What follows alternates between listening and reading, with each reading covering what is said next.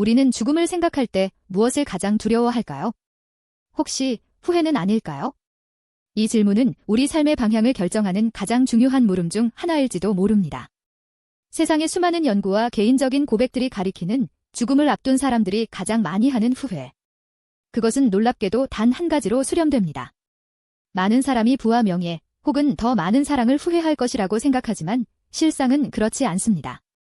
삶의 마지막 순간에 다다른 이들이 공통적으로 내뱉는 한숨 섞인 고백은 바로 내 자신에게 진실한 삶을 살 용기가 있었더라면 하는 것입니다. 그들은 남들의 기대와 시선에 맞춰 살지 않고 오직 자신만의 목소리에 귀 기울여 본연의 모습으로 살았더라면 얼마나 좋았을까 하고 사무치게 아쉬워합니다. 이 이야기가 당신에게는 어떻게 들리시나요? 지금 당장 당신의 삶을 돌아보게 만드는 강렬한 질문이 되었으면 좋겠습니다.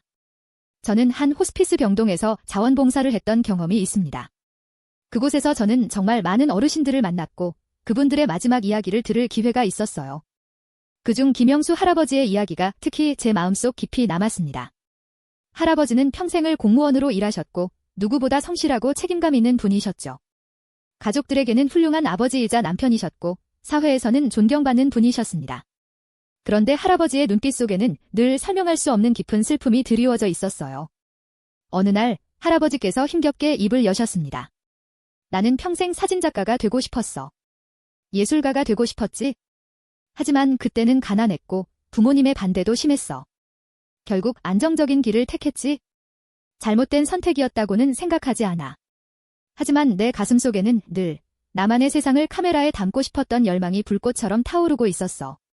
그 불꽃을 외면한 채 살아온 것이 이제 와서 가장 큰 후회로 남는구나.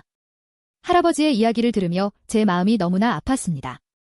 안정적인 삶을 선택한 것이 잘못은 아니지만 그 선택의 이면에 숨겨진 자신을 위한 용기의 부재가 이렇게 한 사람의 인생 마지막 순간에 깊은 그림자를 드리울 수 있다는 것을 깨달았죠.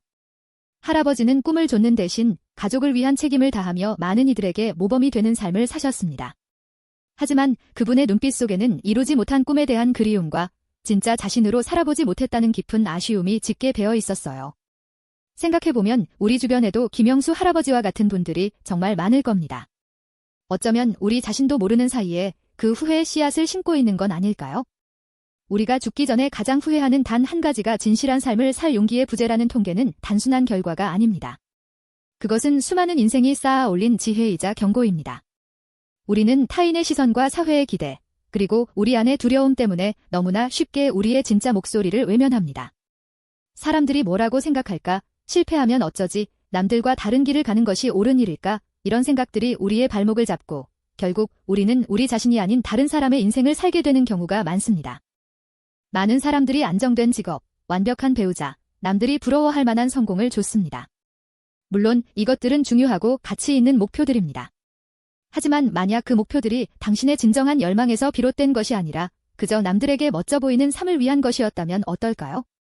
본론 1에서 김영수 할아버지의 이야기를 들으셨듯이 겉으로 보기에 완벽한 삶을 살았음에도 불구하고 마지막 순간에는 진짜 나로 살아보지 못했다는 후회가 찾아올 수 있습니다. 호스피스 간호사들이 오랜 시간 동안 지켜본 바에 따르면 환자들은 주로 가족이나 친구 관계의 불화 혹은 개인적인 실패를 후회하기보다는 자신이 하고 싶었던 것을 하지 못했다는 것을 가장 크게 아쉬워한다고 합니다. 삶의 매 순간이 곧 우리의 선택이고 그 선택들이 모여 하나의 인생을 만듭니다. 어쩌면 우리는 선택의 순간마다 진짜 자신으로 살 용기가 있었는지를 스스로에게 물어야 할지도 모릅니다. 그렇다면 우리는 어떻게 해야 이 죽기 전 가장 큰 후회를 피할 수 있을까요? 답은 생각보다 단순합니다. 바로 지금 이 순간부터 당신의 삶을 당신답게 살아가는 용기를 내는 것입니다. 거창한 변화가 아니어도 괜찮습니다. 당신이 정말 하고 싶었지만 미뤄왔던 작은 취미 활동을 시작해보세요. 주변의 시선 때문에 말하지 못했던 솔직한 감정을 용기 내어 표현해보세요. 당신의 가슴이 시키는 작은 일부터 시작하는 겁니다. 자신에게 솔직해지는 연습을 시작해야 합니다. 나는 무엇을 원하고 무엇을 두려워하는가? 매일 밤 잠자리에 들기 전 혹은 아침에 눈을 떴을 때 잠시 자신에게 물어보는 시간을 가져보세요.